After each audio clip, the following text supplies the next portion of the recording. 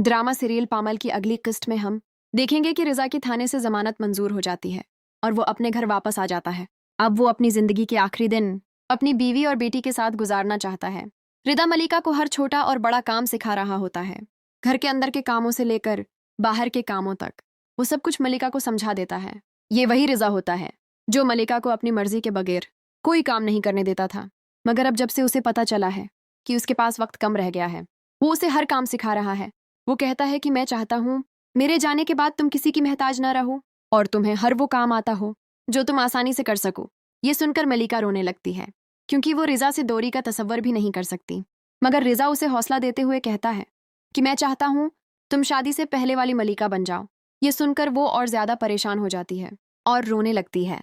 दूसरी तरफ मलिका का कजन इंस अपनी माँ से कहता है कि रिजा भाई का इलाज बीरवन मुल्क से भी हो सकता है। आखिर इनके पास इतना पैसा है तो वो बाहर से इलाज क्यों नहीं करवाते। लेकिन मलिका की ममानी नहीं चाहते कि रिजा के जाने के बाद अंस के दिल में मलिका के लिए कोई जज्बा या ख्याल पैदा हो।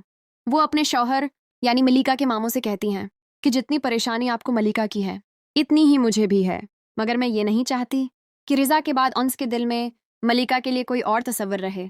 इसलिए मैं चाहती हूँ कि उसकी जल्द शादी हो जाए ताकि उसके दिल से मलिका निकल सके। वो इस बारे में अंस से बात करती हैं, जिस पर अंस कहता है कि क्या ये बात अच्छी लगेगी कि पप्पू मलिका की वजह से इतनी परेशान है और मैं सहरा सजाकर बैठ जाऊं। इस पर उसकी माँ तंज करते हुए कहती है कि क्या तुम मलिका के बेवा होने का इंतजार कर रहे हो। ये सुनकर अंस खामोश हो जाता है। तो नाजरीन, आपको क्या लगता है, क्या रिजा के जाने के बाद मलिका के अपने ही उससे मुना मोड़ लेंगे? क्या एक और आजमाइश मलिका का इंतजार कर रही है? कमेंट्स में अपनी राय जरूर लिखें।